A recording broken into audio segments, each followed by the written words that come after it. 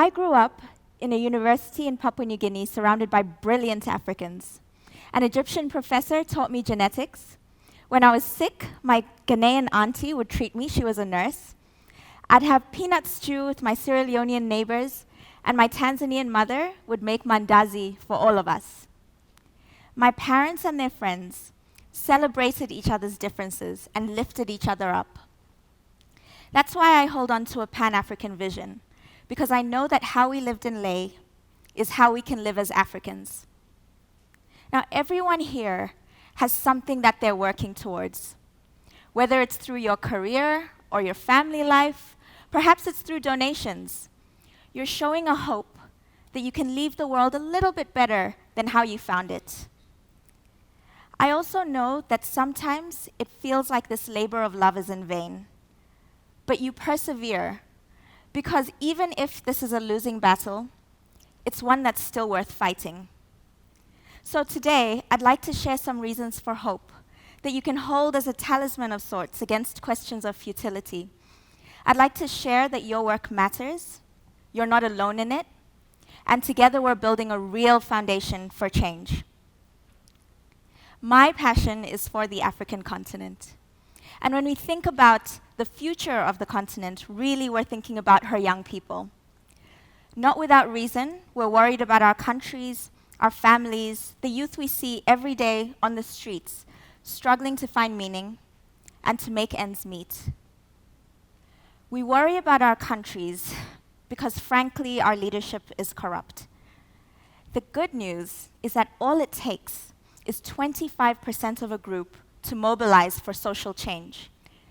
Where we once formed tribes based on shared blood, now we can form them based on a shared vision and use nepotism for these new relatives instead. I truly believe that we are a new and different generation. Yes, we use social media to connect around arts and entertainment, but all we need is that prompt to create conversations for change around pressing political issues. And this build-up of this critical mass, this 25%, it's already happening. 2 examples. One is African Leadership University, designed specifically to train the next generation of African leaders. The second is the Ministry of Education in Lagos State, Nigeria. I've worked with that team, and they inspire me because through their work, they're building infrastructure and a legacy that they want to outlast them. And we can take these disparate stories and glue them into a unified narrative, something concrete that will inspire others to come forward with what they too have been quietly doing. And as more stories emerge, we will have our 25%. When I say we worry about our families, really, I think about our families that crawl under the iron ceiling of poverty. Someone who is born under such a ceiling continues to crawl even after it has been lifted, because they don't know that it is possible to walk. I know that every child killed while mining for cobalt in the Congo is your child. Every girl that drops out of school, that's your sister.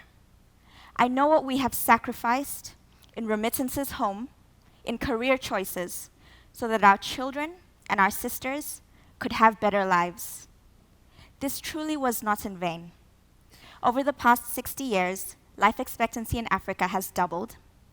We've gone from a place where we have twice as many boys in school as girls to now only 1.2 times in sub-Saharan Africa.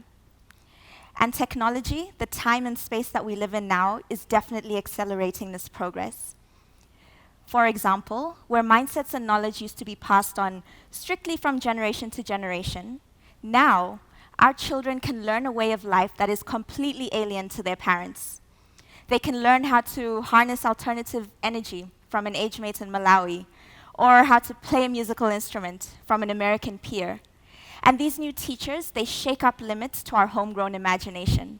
Mothers can use telecommuting to disrupt the politics of time that limit them to traditional work hours, and they too can have full-time paid jobs if they want to.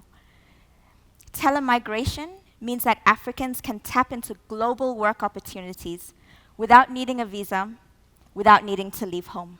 The thing is, it takes 100 years to build a cathedral. And this continent of a cathedral, sweepingly beautiful, it may not be built in our lifetime. That's okay, because the foundations will be laid by people who have the courage to see abundance in a place of scarcity and to live it out. For example, when you start a business, you're creating something where nothing existed. The same level of effort it would take for you to maintain a pre-existing project results in outsized change.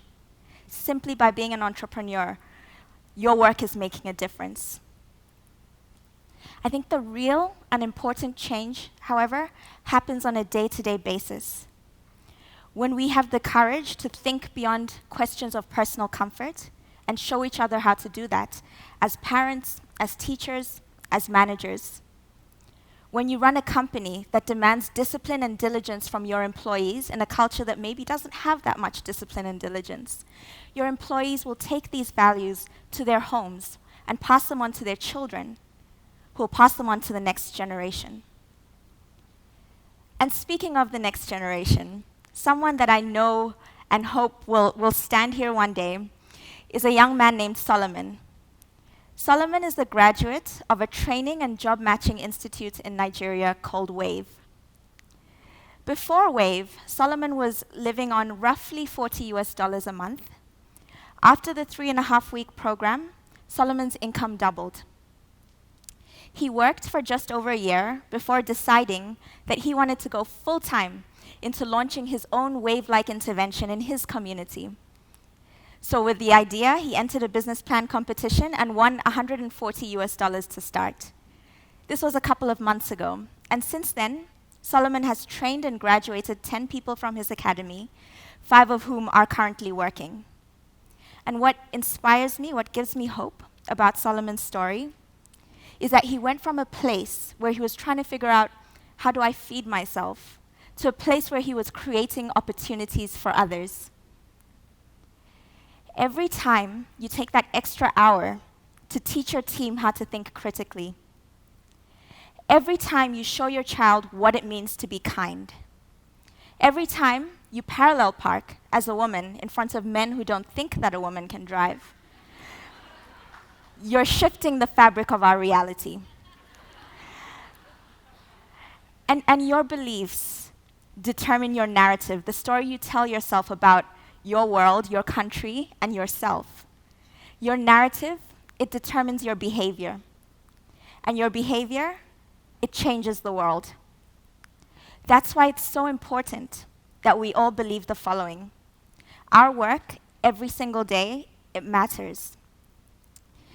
You and millions of others are moving us closer to our inheritance, and the life you choose, it becomes a love poem for Africa. Thank you.